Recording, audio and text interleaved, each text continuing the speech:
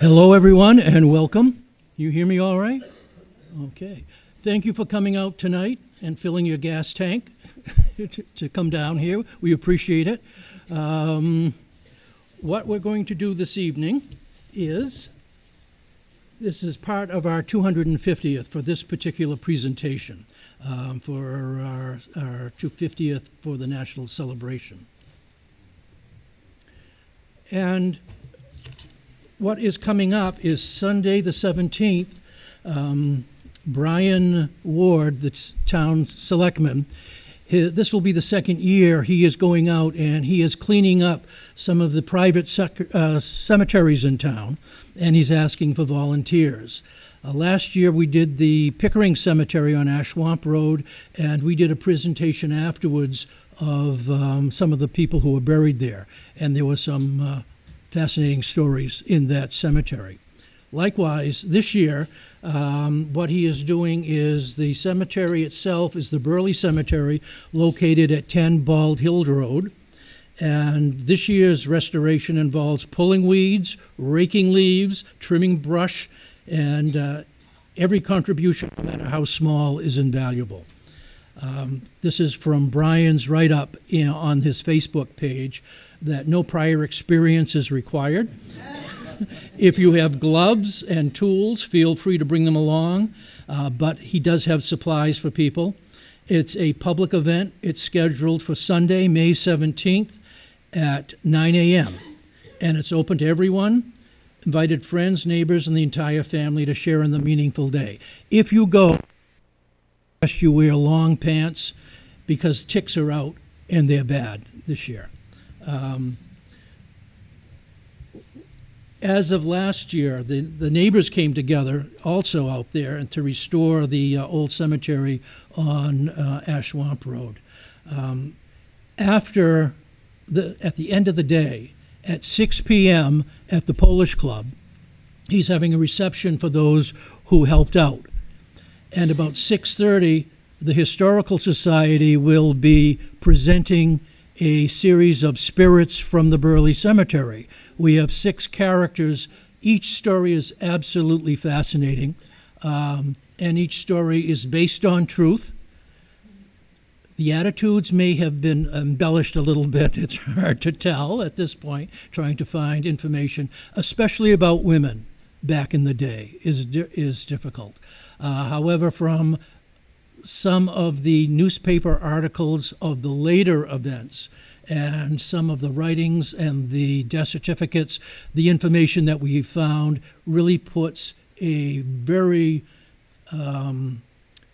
sober meaning to their lives at that time in the 1700s.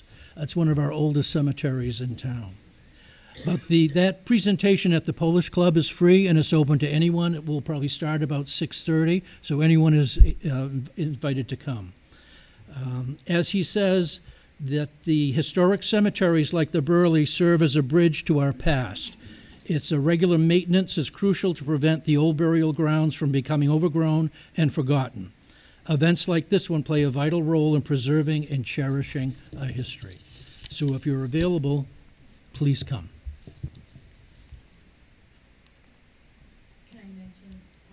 Yep. There's going to be free pizza. What's that? There's going to be free pizza there. Oh, free pizza after, at the Polish Club? Yeah. Oh, okay.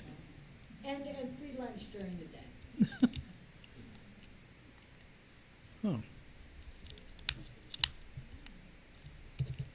Dave, can you forward me one?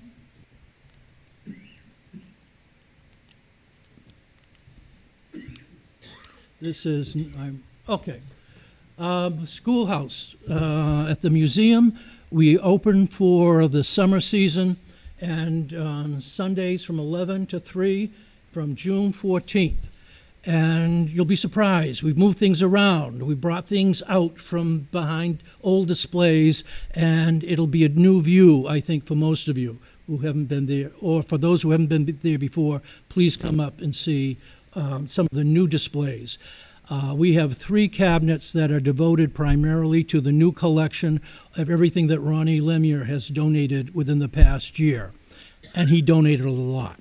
So we will have 3 cabinets on display. He will be there at 2 o'clock to talk about the things that he thinks is most important to him. And I will contradict him and tell him those items that are most important to us. So, and that is at 2 o'clock on the first Sunday on June 14th, which is also Flag Day, which is also the day of the unveiling of the mural downtown and a reception afterwards at the Mill Space. So there's a lot going on Flag Day, June 14th. So if you're done with after the mural or before, or come on up to the museum.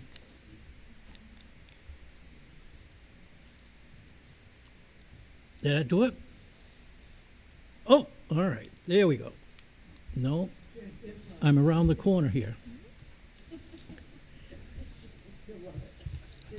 Technology. All right. We've already beaten Ronnie to death. All right. The next one, the Raleigh set sails from the Stone School Museum.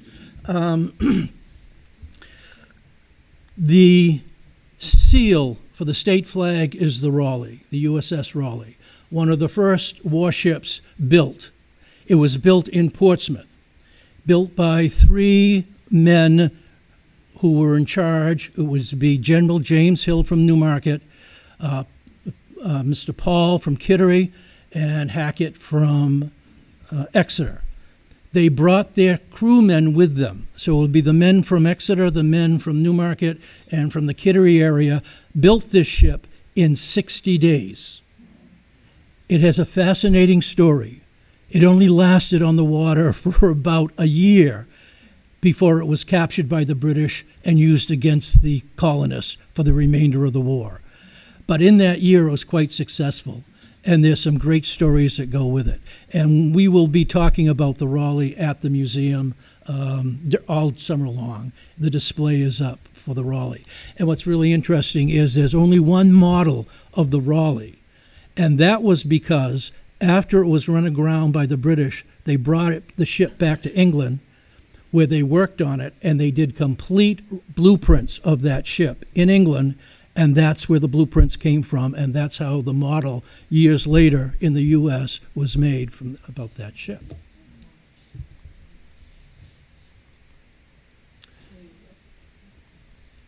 I am not getting through here. All right, let's go back. I did go back one. 2026 is your lucky year. In November, go over to Avenue K on Hampton Beach, because a percentage of what is made at that casino comes back to us.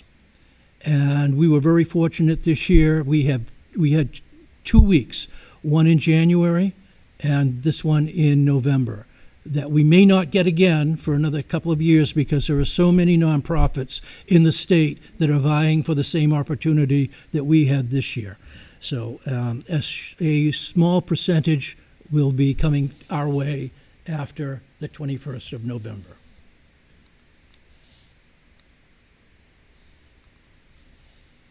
And our holiday open houses, that's the dates that there were set. And when you leave, please pick up a rack card that's got all the dates on it. Here, telephone numbers. If you've got family members who are coming to town, you don't know what to do with them, give us a call. We'll open up the museum, and you can certainly take a quick tour. We've already had 3 tours this past month from families from away who had wanted to know about houses and family members. So we'll always try to accommodate. We're all volunteers, so usually there's somebody on the board who has got a couple of free hours that we'll open up and match up for you. And the center pub crawl, of course, that will be December 12th. And that starts at the museum and it'll end at the Stone Church. And it's a fun time. Not everybody's cup of tea. It can be loud, but it's very rewarding for us. And we appreciate the patronage that people give us. Now, tonight's presentation, that we will start in a few minutes, leads up to the attack of Fort William and Mary and the aftermath of what happened afterwards. And it's a unique perspective of why we broke away. And on December 26th, the governor's proclamation, high treason and death to all those who attacked the fort, all those who hid any of the gunpowder, all those who participated, all those who had any role whatsoever in this attack could face the gallows. So it was very troubling times for the Seacoast. And before we get to that, we'll have the drawing. And this drawing is for the scholarship. All the monies goes to the scholarship fund for high school student. The winner will get $22.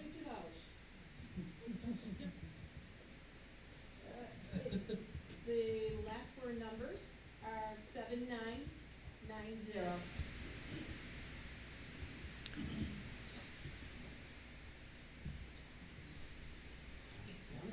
Somebody's got a 7990? Yep, 077990. You can do that talk.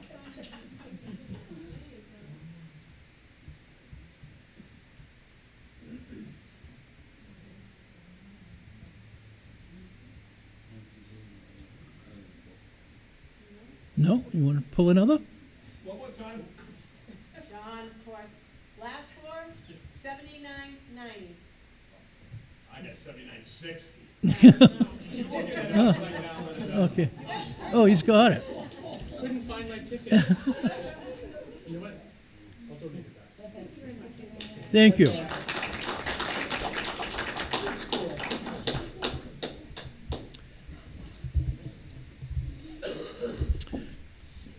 Now it's my pleasure to introduce Dwayne Morrison. He's a Newmarket resident and professor emeritus of early American history at Salem State University. He has served as president of the New England Historical Association, New England Regional World History Association, and vice president of the New England American Studies Association. He holds a BA from Boston College and a PhD from Tufts. His research has focused on contacts between early America and the world, and published in A Praying People, Massachusetts Agricultural, and Failure of the Puritan Mission, 1600 to 1690. True Yankees, the South Seas, and the Discovery of an American Identity. Eastward of Good Hope, Early America in a Dangerous World. And the forthcoming Yankees Abroad, Critical Themes in World History. He has also edited or co-edited 5 volumes of history on subjects as diverse and contemporary experiences of indigenous North Americans and the 400-year-old history of Salem, Massachusetts. I will now turn it over to our Newmarket man, Dane Morrison.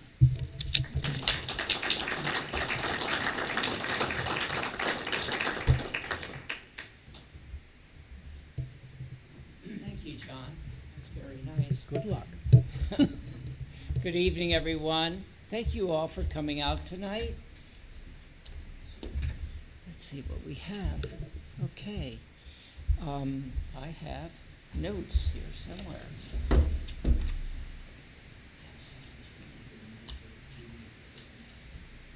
Want to thank John and Chris Carmichael and Dave Gall for inviting me to talk to you tonight. Looking forward to this. You all do an amazing job. And I always have to take time and talk to local historical societies about this. The work you do is so important. Forget the colleges and the universities and degrees and all of that. You are the heart and soul of our culture. And the work you can't hear? Folks in back, can you hear me? Yeah? I was telling the folks in front.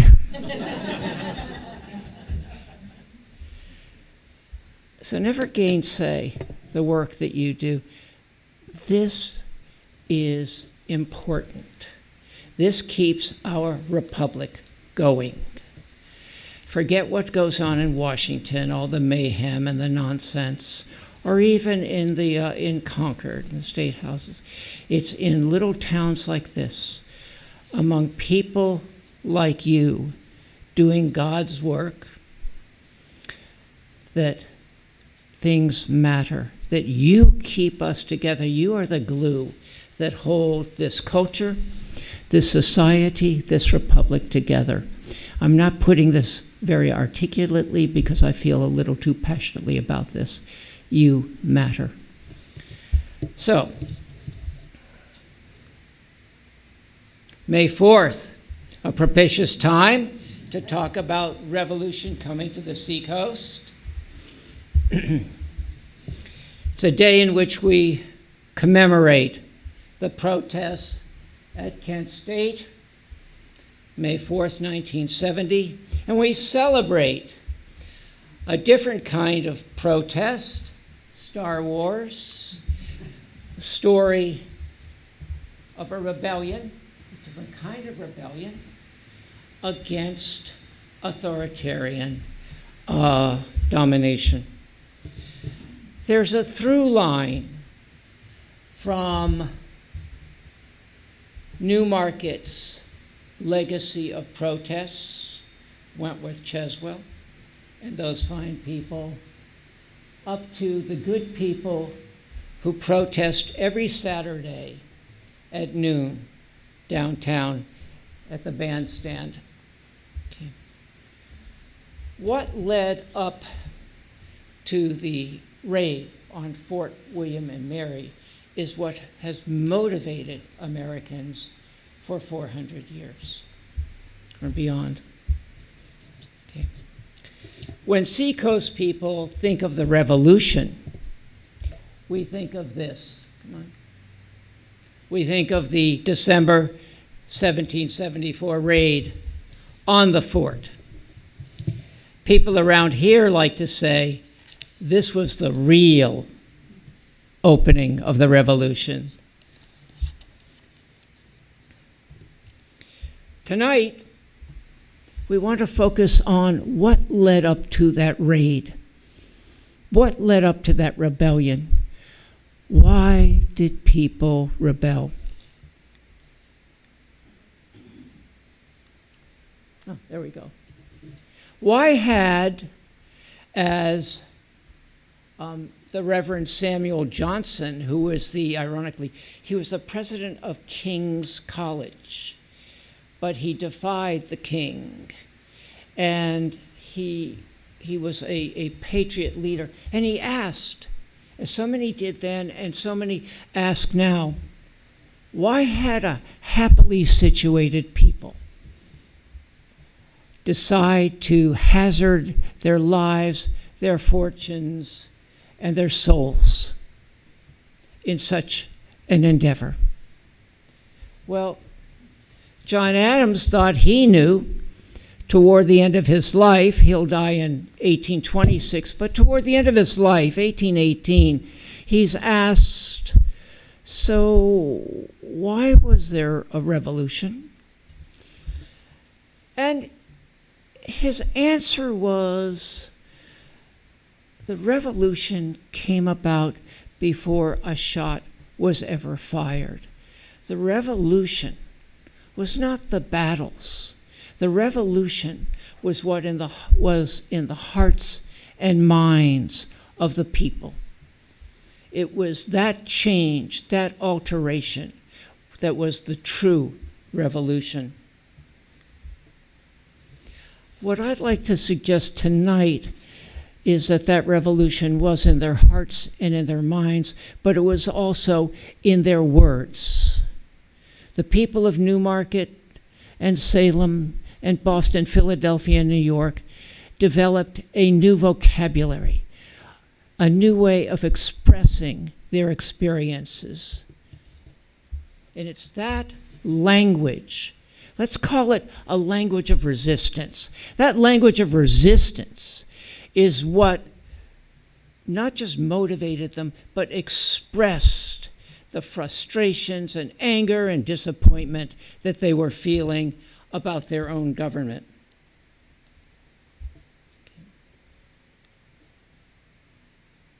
So we want to ask, how is it that we went from a 1759 sermon by the Portsmouth minister, Reverend Samuel Langdon, in honor of the birthday of King George II. He called his sermon Joy and Gratitude to God for the long life of a good king. We go from that in 1759 to 10 years later, Langdon's neighbor in Boston, a fellow, and I love his name, Harbottle Dorr. Harbottle Dorr is protesting not that king, but his grandson, George III, and protesting the jealousies, the uneasinesses, the vast difficulties, and cruel treatment of the colonies by the detestable acts of Parliament against the brave, strenuous, and noble actions of the freeborn British Americans in opposition to the acts and oppressions, and in defense, what were they fighting for? In defense of their natural, constitutional, and charter rights. A lot happened in those 10 years to change people's minds. What do we hear in these quotes? We hear an alteration from a language of submission and obedience to government to a language of resistance. Well, the Seacoast Revolution was a little different from the revolution in Lexington and Concord. The Seacoast Revolution was a revolution of farmers, but it was also a revolution of fishermen. It was what my colleague, Professor Chris Magra, calls a fisherman's cause. There we go. Lying beneath the fish flakes, I want a different slide. There we go. Lying beneath the fish flakes and the furrows of Portsmouth and Hampton and Rye and Newcastle, and their dependent enclaves of Durham, Streatham, and Newmarket lived shipbuilders and fishermen, oystermen and merchants, sailors, shopkeepers whose lives were tied to the Atlantic Ocean, tied to the waves and the currents, the bays and coves and harbors of the Atlantic, and whose communities harbored deep traditions of resistance that went back 400 years, went back to the decision to leave England and come here and plant their roots here. That was an act of resistance also. They created prosperous livelihoods. You pick up the New Hampshire Gazette and you read again and again and again in issue after issue after issue the pride of sending ships out into the Atlantic to catch fish, to trade for sugar and rum and molasses in the West Indies, to travel the Baltic and North Sea.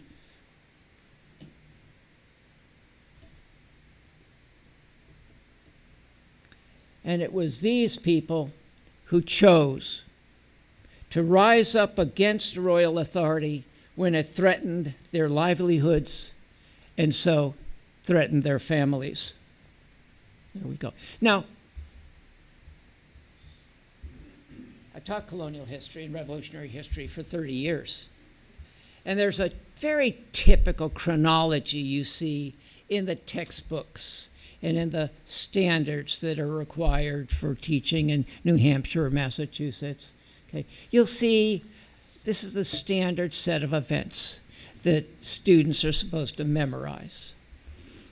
What they don't always need to understand is why. That's what we want to talk about tonight. And what I'm going to... I thought I broke it. Yeah. Thomas Jefferson, in the Declaration of Independence, styled this a long train of abuses against the colonists. And what I'd like to suggest is, these things, of course, affected lives and livelihoods in the Seacoast. But here among the fishermen and oystermen and merchants, it was a different set of events,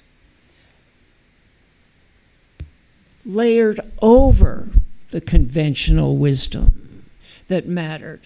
Here, we cared also about the Cockle customs assaults, the Portsmouth stamp protests, the Pine Tree riots that you've probably heard my wife talk about, the Seacoast tea resistance, and so on and so on. It's this we want to look at this evening.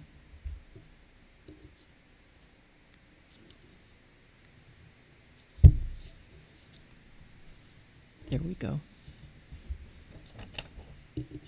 At this point, my students would be laughing, knowing how very, very bad I am at the technology. 1760, October 1760, King George II dies. A new king will ascend the throne, will be coronated. And new colonies would begin to upset the rhythms of everyday life upon the Seacoast. George II becomes king at age 22. I have a 20-year-old. The thought gives me pause. Great Britain was locked in one of a series of worldwide wars of empire. This one, the French and Indian War, is going very badly when George III takes the throne. Britain is losing to France and falling into bankruptcy. And so the king orders a reassessment of the costs of empire. When the report comes back, he's rather disappointed to learn that Britain is spending 400,000 pounds sterling to administer the empire, while taking in only 100,000 pounds sterling. Now, the whole point of colonies is that they're supposed to make money for the mother country. Instead, the mother country was losing money on the colonies. That's just not the way things were supposed to work. And so George set out to impose new policies, new regulations that would reduce the costs of administering the empire and increase the amount that they contributed. Okay. How would they do this? Got it. Let's begin with something called writs of assistance. Writs of assistance were simply search warrants that were issued during times of war, and only during times of war. They allowed customs agents to search for smuggled goods anywhere and at any time, on shipboard, in warehouses, wharves, shops, even private homes. Now in 1760, with the ascension of George III, there's also in Salem a new customs collector. His name was James Cockle. Newly appointed collector of customs.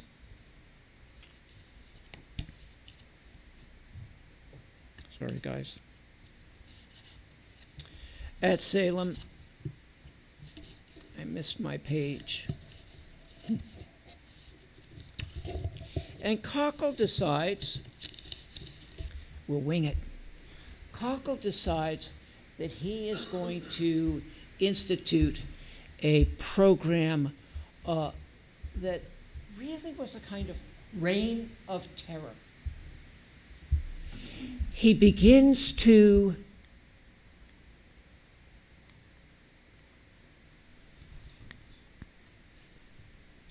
Dave, is this working?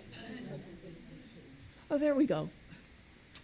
So he issues a proclamation in the local newspapers, okay, whereas it has been reported that many vessels trading to the plantations, that is the colonies, not belonging to the King of Great Britain, many vessels trading in the West Indies and returning with cargoes, rich cargoes, of sugar and molasses and rum, our three favorite food groups, are not stopping at the customs office, reporting their cargoes and paying customs duties. And so what Cockle is warning, and it is a warning, is he will order revenue cutters out into the Atlantic, plying the trade routes between the West Indies and Salem. And he will have ships boarded and their cargoes tallied. Very quickly afterwards, the customs officers of the Piscataqua follow suit. They issue their warning that any ships sailing past the customs office and sailing up the Piscataqua, not paying customs duties, will be boarded, and their cargoes, and in fact the ships, will be confiscated. We see how very quickly things unfold. Okay. Here you have to be sold at auction by James Cockle goods taken out of a warehouse in Salem that had not been reported. Okay. What do we have? 2 chests of tea, 10 coils of rope,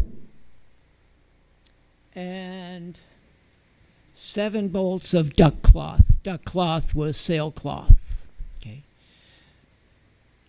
He doesn't stop there. Another auction within weeks afterwards. His revenue cutters have captured a ship, a fishing schooner, off the Grand Banks. It is called the Industrious Apprentice. And Cockle has captured this ship, and he's going to auction the ship off. Not just the ship, but notice also, let's see, 2 chests of tea, 10 coils of cordage, 7 bolts of duck. That's the stuff he found that he's going to auction off. But also the boats, the tackle, the apparel, and the appurtenances. He's selling everything off. Very quickly, the fishing schooner Samuel. Very quickly, the fishing schooner Barcelona. He's pulling in ships, and he's confiscating them, and he's selling them at auction. And he's invading warehouses and taking goods there also.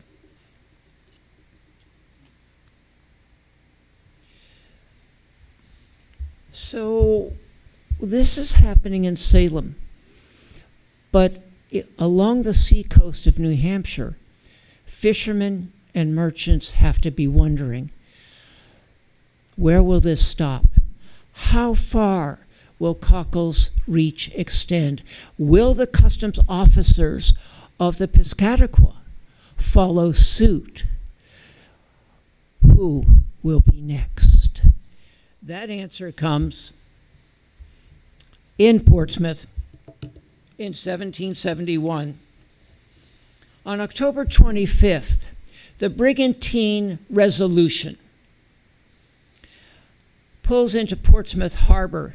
It stopped by the Portsmouth Customs Collector George Meserve, who finds 100 barrels along the lines of this, filled with sugar, molasses, and rum that have not been reported to customs agents. And so he captures the ship and holds it for auction. 1771, something changes. Something very important changes. And this is an ominous signal to the customs officers that they chose to ignore. Okay. Midnight, October 29th, the newspapers will report a numerous company of men in disguise, armed with clubs, board the Resolution, confine the officers, and spirit away the cargo. What's fascinating is this anticipates the raid by about 3 years, the raid on Fort William and Mary. It also foreshadows the Boston Tea Party. The patriots of Boston will use the same approach, the same methods that the people of Portsmouth use. So they don't get all the credit. Okay, give me just a sec here. Okay, so let's take a moment and ask,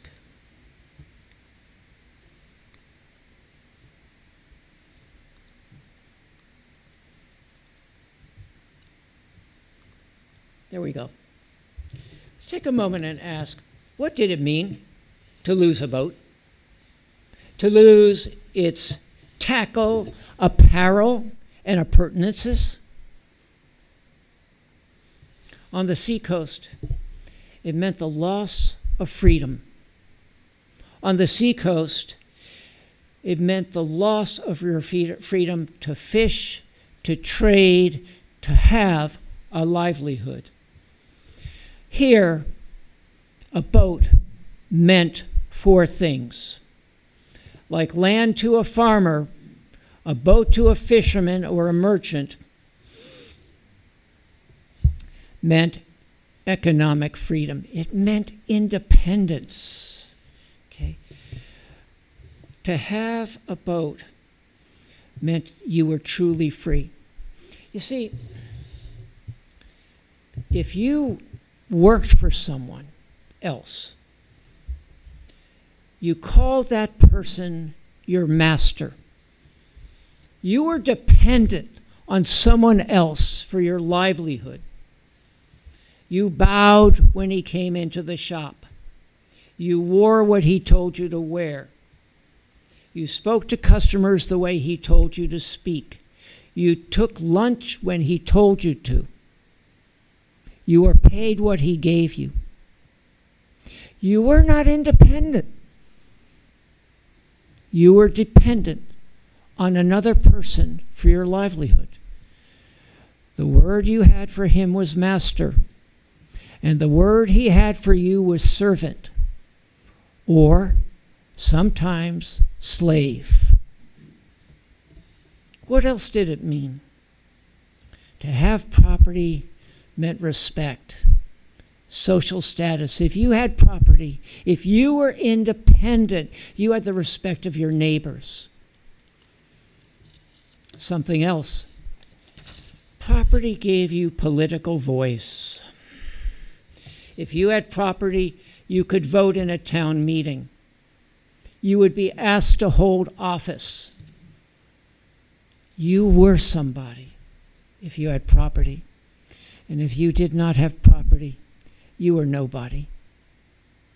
Property meant independence. Property meant liberty. Property meant freedom. Whether it was a boat or tackle and nets, you were somebody. And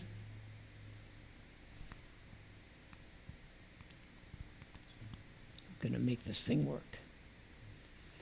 And the loss of your property radiated throughout the entire community, because if you didn't have a boat, you didn't need the services of shipyards, of cooperages. A cooper was a barrel maker.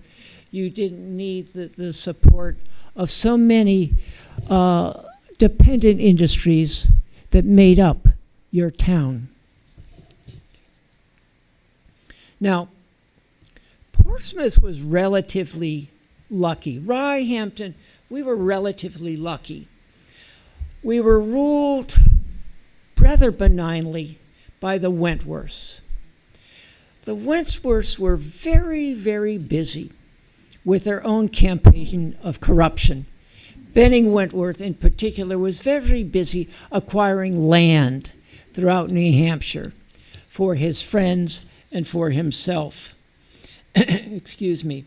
As for the port's naval officer and customs commissioner, John Fisher, he was actually out to England for much of the 1760s. And I do need to put in a plug.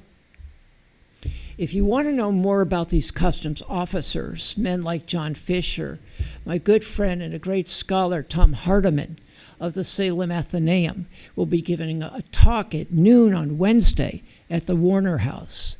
And it promises to be a really interesting time. And they're going to serve soup. Okay. By 1768, the New Hampshire Gazette and other local newspapers are reporting an evil day is at hand.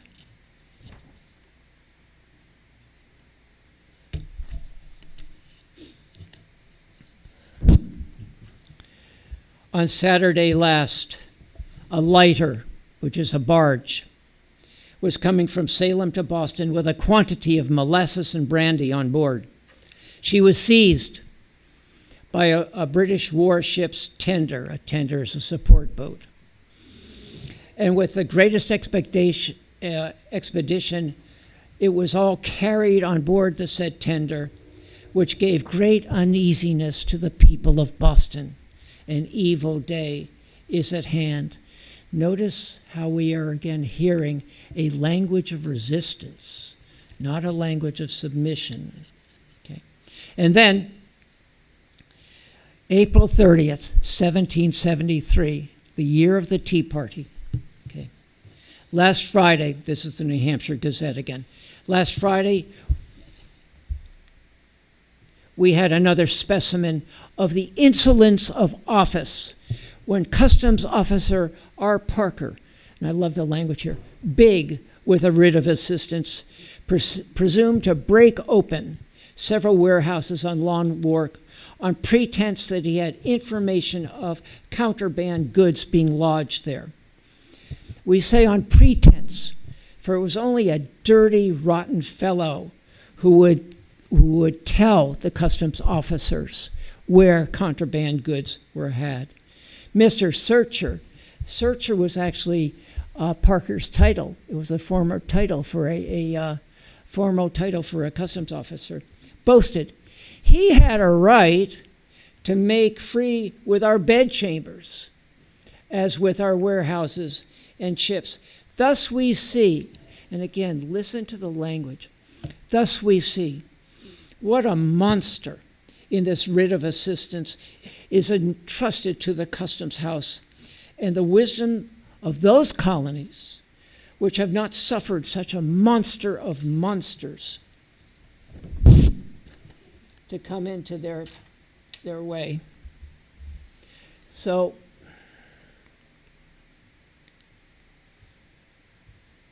now everyone suspected that this was not on the up and up. Everyone suspected there was corruption behind this. And sure enough, as early as 1764, James Cockle's secretary, one of his assistants, came forward and gave testimony that Cockle was taking bribes. your ship would not be searched if you paid a little extra to the customs officer. Well, not only that, but this corruption went into the upper reaches of the Massachusetts governor. Cockle, it was found out, was in collusion with the governor of the royal governor of Massachusetts. And so you would see reports, I love this one, in the newspapers, like this one. Cockle took a 1,500, this is hard to make out, 1,500 pounds sterling. Now the average mariner might make 30 pounds a year. Cockle is taking a 1,500 pound bribe, okay, and splitting it with the governor. It is said that there's a report out of Boston, ships are departing for England now.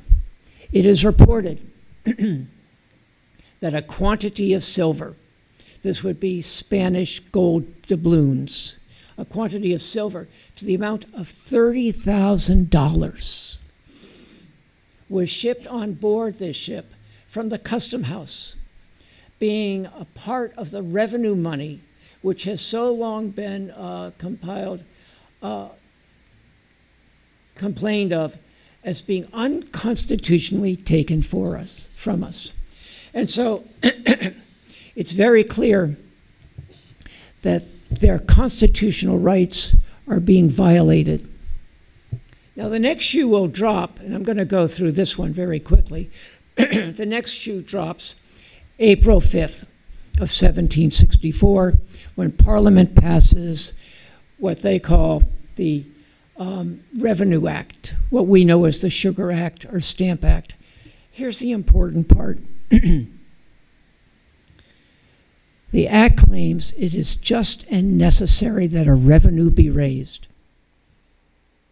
in America for defraying the costs of defending the empire. And so what Parliament proposes is to take the tax on sugar, molasses, and rum that comes from the West Indies, and they're actually going to lower that tax.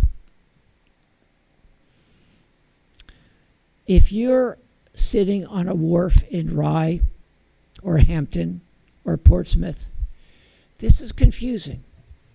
A revenue must be raised for the cost of defending the empire, but they're going to lower the tax. What's going on? What's going on is that the Parliament will now create a fleet, not just a few, a fleet of revenue cutters like Coast Guard vessels to stop every ship coming from the West Indies, and not just from the West Indies, ships coming from the Grand Banks, George's Banks, those fishing schooners we talked about. Every ship will be stopped and searched. Now, how do people feel about this? We get a sense of what they thought, again, in the newspapers. And here you see in the Massachusetts Gazette, May 23rd, 1765, you see an essay, Observations on the Proposed American Tax. Okay, there are two major parts of this essay, and I'm just going to go through this very quickly. The first part notes that New Hampshire paid dearly during the French and Indian War. Men fought at Louisburg, they fought in Cuba, they fought all over the world to defend the empire. In 1759, in that year alone, 1/3 of all men aged 16 and above were in the British military. They were in the New Hampshire militia, 1/3 of all men. So the idea that New Hampshire had not done enough to defend the empire was seen as scurrilous. The second part of the essay points out that this measure will hurt the fisheries terribly. New Hampshire has very little. We don't have tobacco, we don't have sugar, we don't have the stuff that makes other colonies rich. What we have is fish and lumber. And if revenue cutters begin to stop fishing schooners, board them, and take their goods, then that's going to cripple the New Hampshire economy and cripple it badly. Again, a language of resistance, a language of protest. Okay. By the time we get to the Stamp Act, which required colonists to buy a stamp for every piece of paper, emotions are at a boil. I love the Stamp Act as an example of it is the dumbest policy. And we've seen a few dumb policies. It is the dumbest policy you can imagine. You know the old adage, you should divide and conquer. You should divide your enemies. Well, what the Stamp Act did by proposing a stamp for every piece of paper was to unite 3 different groups. First, the merchants, the ministers, the lawyers, people who used great amounts of paper and who knew very well how to craft an eloquent, articulate argument. They knew how to defend a position. The second group, the farmers and fishermen, 95% of the population, the vast majority of people who used paper for deeds, birth certificates, that sort of thing. Everyone needed paper. And last, longshoremen and sailors, the youngest and most violent members of society. And what Parliament did was unite all 3 of those groups in a common cause against a common enemy, Parliament. And so the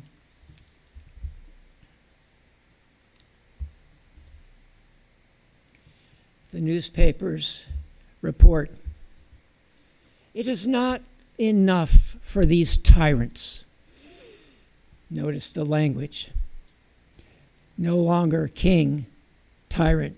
It is not enough for these tyrants to have consumed mankind so fast that out of 20 parts, they have, within 2,000 years, destroyed perhaps 19 parts of all the wealth mankind has ever created. But now fresh machines of cruelty are still sought after. The year is 1765.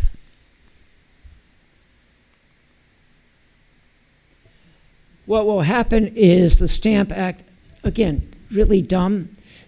Remember, the act was passed in March of 65. It won't go into effect until November. They're giving the colonists 9 months to organize, to prepare, to plan, to strategize.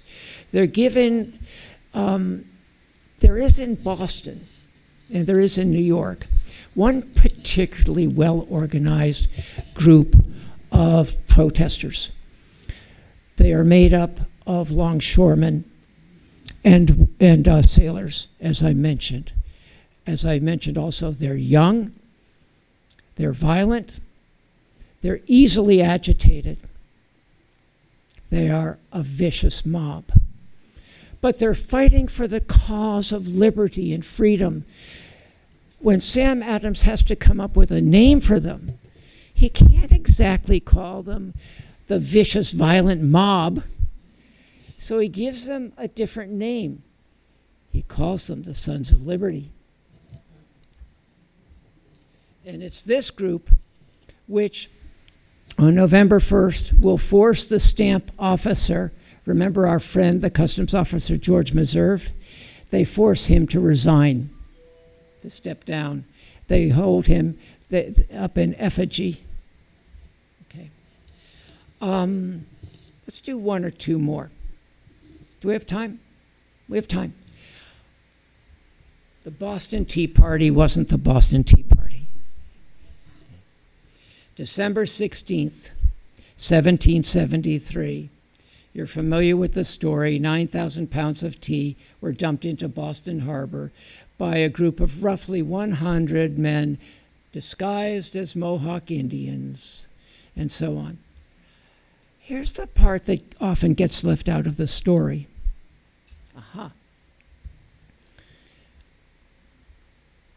Before a single chest of tea was dumped in the harbor, town meetings in Portsmouth and Barrington and Hampton, even Little Haverhill up north, and in Newmarket. On the day before, December 15th, or the morning of December 15th, town meetings were issuing what they called their resolves, their resolutions. Bear with me. And what did Portsmouth say? What did Newmarket say? What did Hampton say?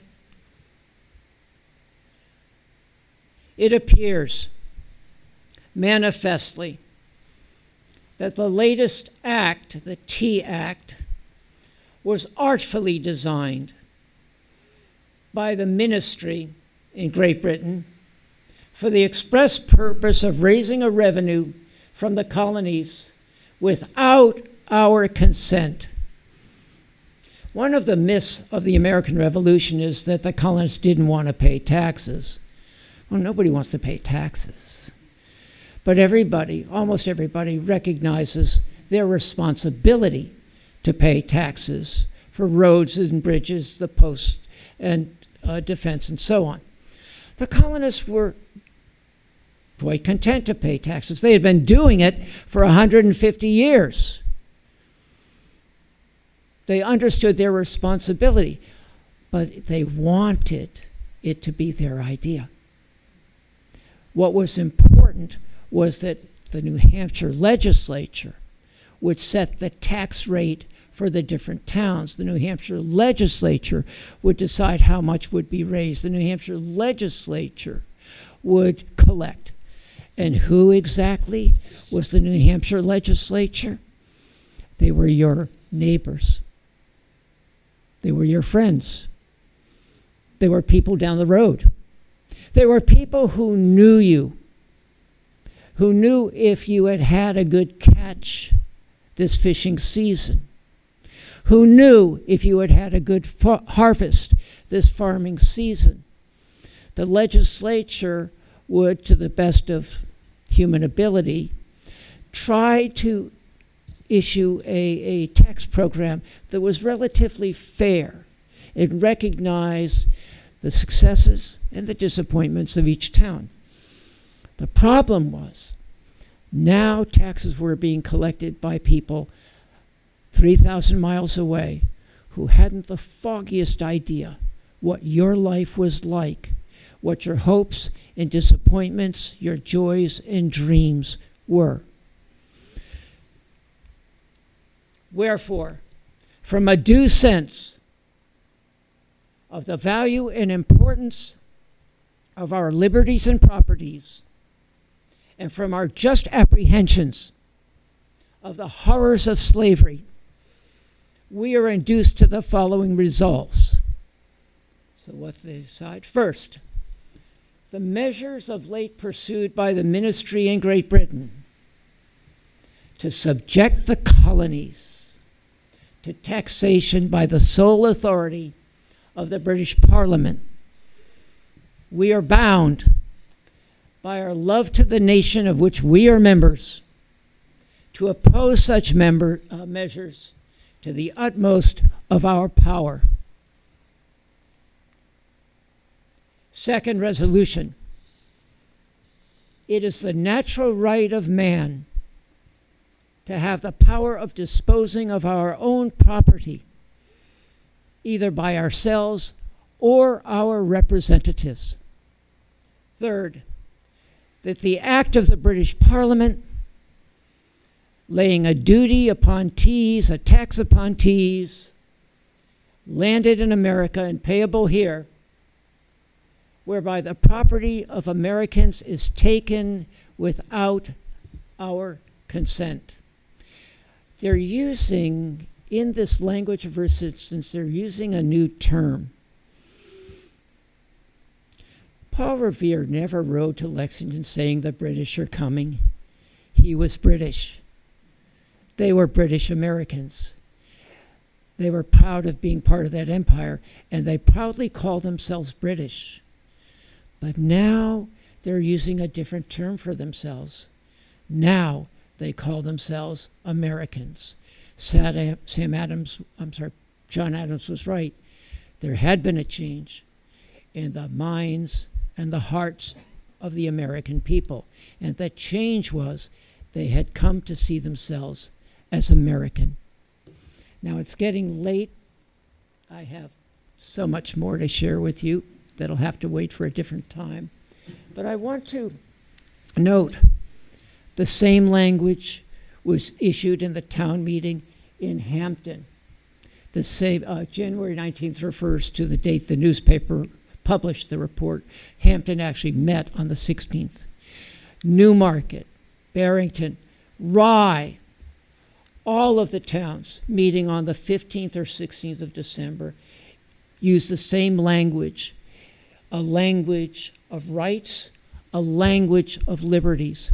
So, jump ahead here.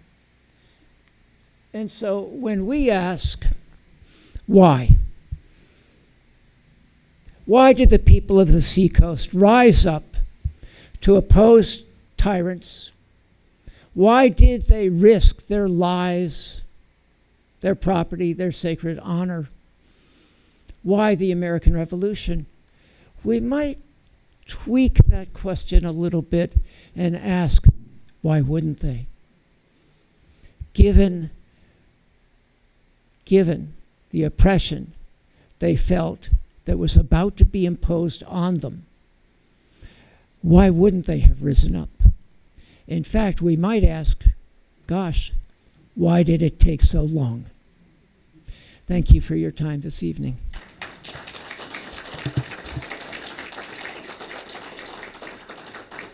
So, does anyone have any questions?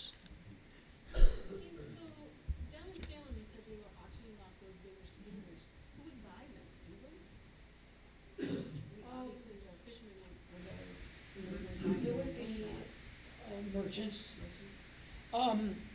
The question was, when schooners were auctioned off, when goods were auctioned off, who would buy them? Tories, loyalists, loyalist merchants would make those purchases. If you were a patriot, you couldn't make a purchase like that.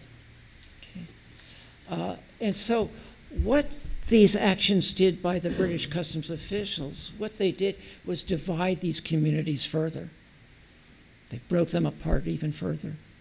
I was just wondering if you know where the word Americans came from. Well, it goes back to the early 1500s when an Italian map maker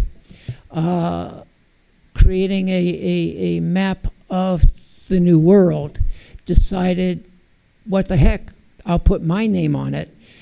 His name was Amerigo Vespucci, and he put his name on the American continents, north and south, and so it became known as America. There was a debate over whether to, in the 1780s, to whether to call this the United States of America or the United States of Columbia, for Columbus. So, yeah. Please.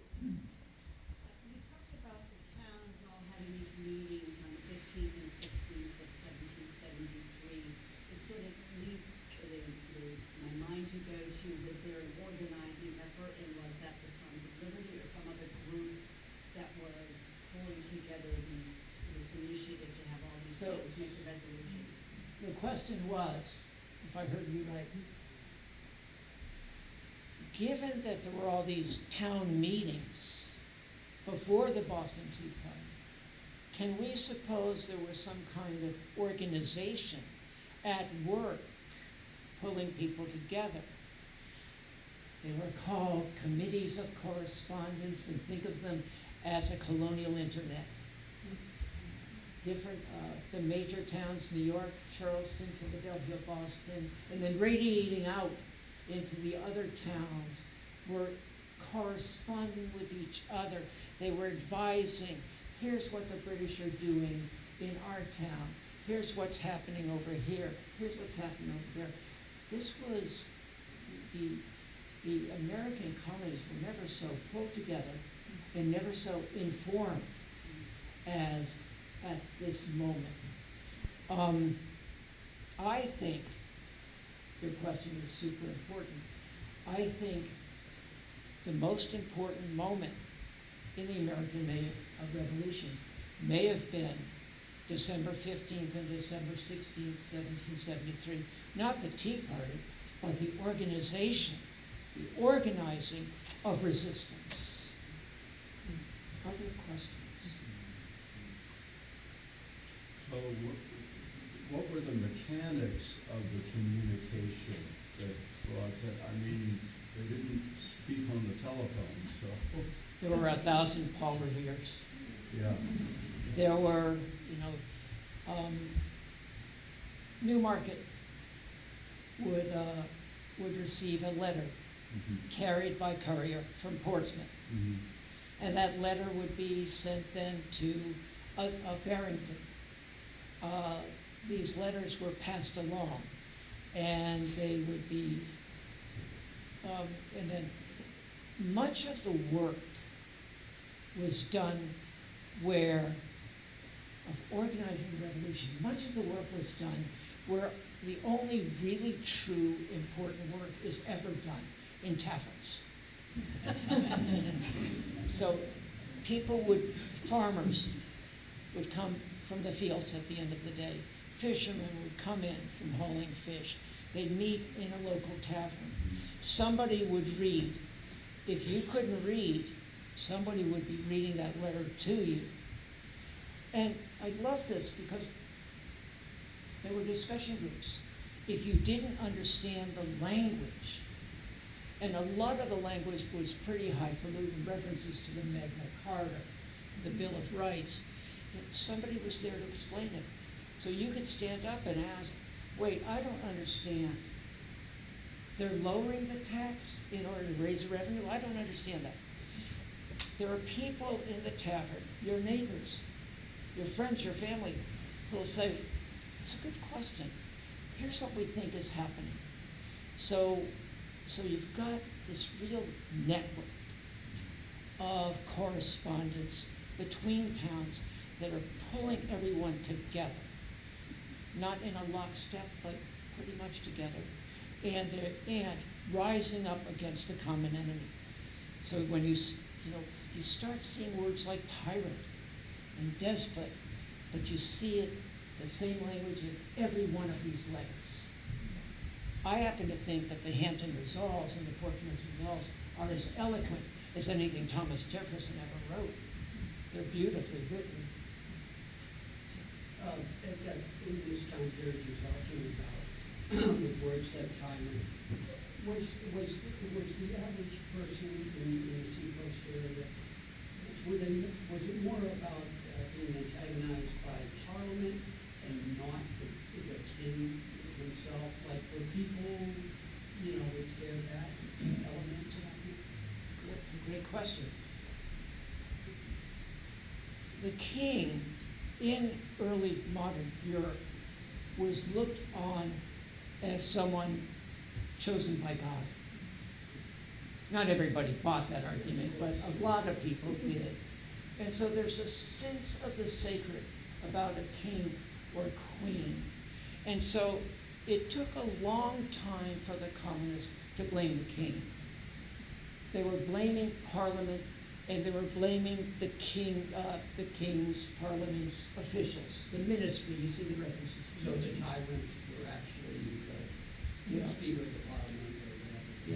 got people like James Cockle, that customs commissioner, right? You've got people who were born in England and they maneuver themselves into an office, a place. They get a job. Go to America and be the customs collector for Portsmouth, right? They were called placemen. They weren't born here. They had no loyalty to this place. They had no loyalty to the people here. They came here to make money. Not their salaries. They weren't paid very much. It was left to their own ingenuity to find ways to acquire more money, often through bribes and corruption.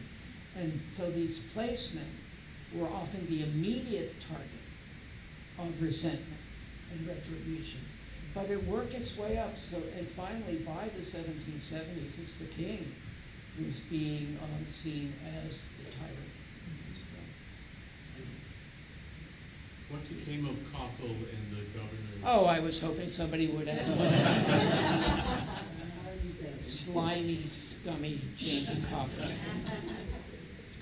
So what happens is that his secretary gives testimony in a Massachusetts court as to the corruption that you find in the Salem Customs Office. Cockle loses his job. Not only Cockle, but the governor was dismissed as well and recalled back to England. And Cockle has to go back in shame. He dies shortly thereafter. So you kind of wish he went to prison, but he dies shortly thereafter. One more. John's giving me the high sign. One more, please. Were the amount of taxes on rum and sugar and molasses felt to be onerous, or was it more the principle of where the money was going and possibly the corruption? Yeah, I love that question too. It's a two-part question, requires a two-part answer. Was it the money, or was it the principles? Was it the purse or the principles? Nobody likes paying taxes, and overseas trade was precarious. You could lose. You could send a ship down to the West Indies. If you make the mistake of sending a ship in August, hurricane season, and you lose that ship, you can be wiped out. And so there's a sense that we're scraping by. Now, some of these merchants are becoming remarkably rich, but that doesn't change their sense that they're scraping by. And when the customs officials start demanding bribes, that cuts into their profits. So the original tax was 6 cents a barrel on molasses, sugar, or rum. The Sugar Act proposed to cut that in half to 3 pennies a barrel. But the money would be used not for the defense of America, that preamble to the Sugar Act was a lie. That money would be used to create a fleet of revenue cutters to patrol the Atlantic and stop vessels of all kinds, not just those merchant vessels, but fishing vessels as well. It becomes the principle. It becomes all about the principle. There's a sense that, if the New Hampshire legislature had called for this tax, we'd pay it. Might do a little smuggling, but we'd pay it mostly. It was the idea that someone you had not elected was imposing the tax. That stuck in the craw of these farmers and fishermen. They wanted it to be their idea. They wanted to be their representatives who were their friends and neighbors, who understood their lives. Because it's not just about a barrel of sugar. What next? If they can tax sugar, what can't they tax? as Parker had said, the customs officer Parker, we can go into your bedchambers. We can tax everything. Thank you, Dave. Thank you. There's so much talk about Salem tonight. For those of you interested in the Salem witch trials, tomorrow night at Exeter Town Hall at 7 o'clock, they'll be discussing Reverend Sewell. He was the minister Samuel Sewell. who did the trial. He's the only one who recanted later in his life. And that's at 7, and that's open to the public, and that's And we free. can get it on Zoom also. And you can get it on Zoom if you have to good. sign up. I think sometimes a night for the Zoom call. Get a rack card on your way out, and thank you very much for showing up today.